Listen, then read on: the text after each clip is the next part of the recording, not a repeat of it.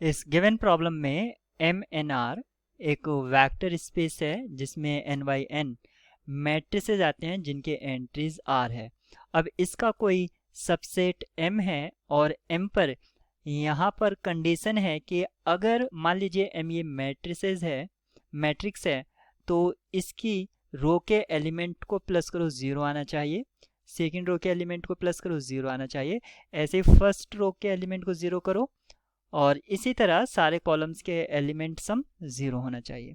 Mathematically रो सम को हम किस तरह लिखेंगे, क्योंकि यहाँ पर j वेरी करेगा तो aij इक्वल्स टू 0 वेरी कर रहा है j equals to 1 to n अगर ये n बाई n साइज का मैट्रिक्स है तो, और यहाँ पर लिख देंगे फॉर ऑल i।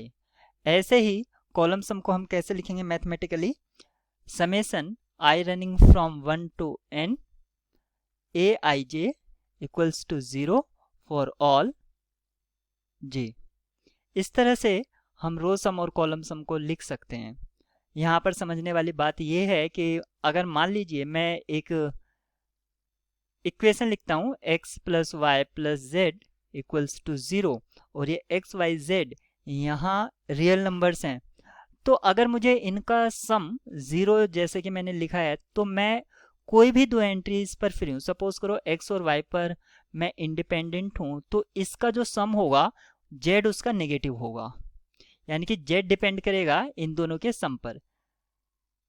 तो अगर हम इस प्रॉब्लम को यहाँ पर समझते हैं, जो ये है मैट्रिक्स, तो यहाँ पर एक एंट्रीज डिपेंडेंट होंगी।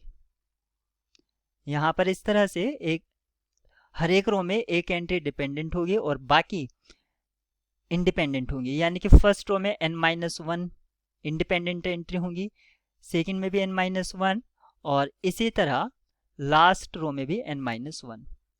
अगर हम कॉलम की बात करते हैं तो कॉलम में फर्स्ट कॉलम में क्योंकि रो सम 0 है तो लास्ट एंट्री या कोई सी एक एंट्री सभी का नेगेटिव होगा, तो यहाँ पर नॉन जीरो एंट्रीज होंगी n-1। ऐसे ही सेकंड कॉलम में भी n-1, तो हर एक कॉलम में n-1 एंट्रीज हैं और हर एक रो में n-1 है, तो टोटल नॉन जीरो एंट्रीज कितनी हो जाएगी n-1 इंटू n-1। इस तरह से ये जो प्रोडक्ट आएगा ये हमें मिलेगा n² प्लस 1 माइनस 2n। ये हमारी डायमेंशन हो जाएगी। डायमेंशन का मतलब होता है कितनी नॉन जीरो एंट्रीज पर हम इंडिपेंडेंट हैं। तो यहाँ पर जो मैट्रिक्स M की डायमेंशन है वो होगी n² माइनस 2n प्लस 1।